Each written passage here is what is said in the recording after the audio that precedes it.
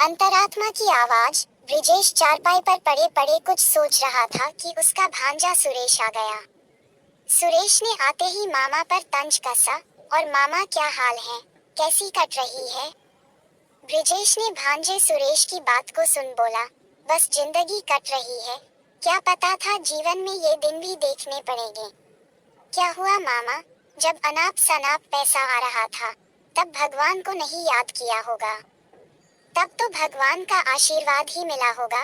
अब पछताने से क्या होगा, जब चिड़िया चुग गई खेत। हाँ सुरेश, तुम ठीक कहते हो। जब कोई ऊंची कुर्सी पर बैठा होता है तो तब उसे धन कमाने का जुनून पैदा होता है।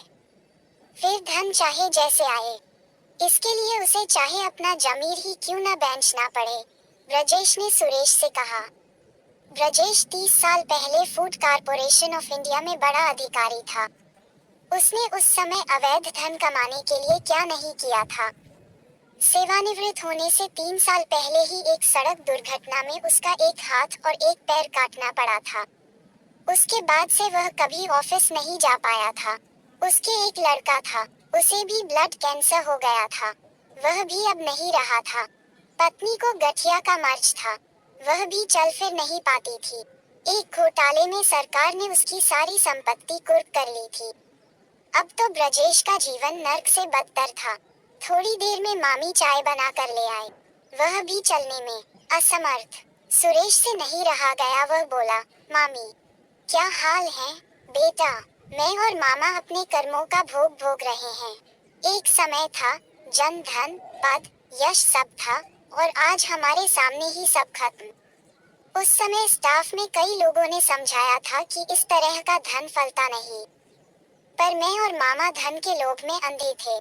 सही कहूँ तो हम हमारा बोया ही है जो हम काट रहे हैं। हमने न जाने कितनों के साथ बहुत बुरा किया था। तब लगता था कि जो कर रहे हैं सब अच्छा कर रहे हैं। अब पता चला ईश्वर के पास एक एक काम का हिसाब है। देर हो सकती है पर अंधेर नहीं, मामी ने रुआ से होकर सुरेश से कहा। तभी ब्रजेश फिर बोल पड़ा, सुरेश बेटा, हमने सुना था कि अपने कर्मों का भोग भोगना पड़ता है। आज देख रहा हूँ बेटा, तुम हमेशा ईमानदारी की नौकरी करना, ईमानदारी का फल मीठा होता है। मेरी अंतरात्मा मुझे बार बार धिक्कारती है, लेकिन अब क्या होगा, भोग तो भोगने हुए पड़ेंगे।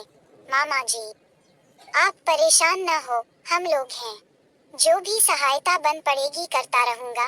कम से कम आपको इतना तो एहसास हुआ कि गलत काम का नतीजा भी गलत होता है। हाँ बेटा, जो होना था वह हो रहा, पर तुम लोग सदैव ईमानदारी से काम करना, यही जीवन की सच्चाई है। सुरेश चाय पीने के बाद अपने घर की ओर रवाना हो गया। उसे मामा जी की बातों बार बार याद आ रही थीं। उसने मन ही मन ठान लिया था कि चाहे जो भी हो गलत काम नहीं करेगा। धन्यवाद आपका। शुभचिंतक Santosh Kumar Sonkar, my YouTube at your well विशर।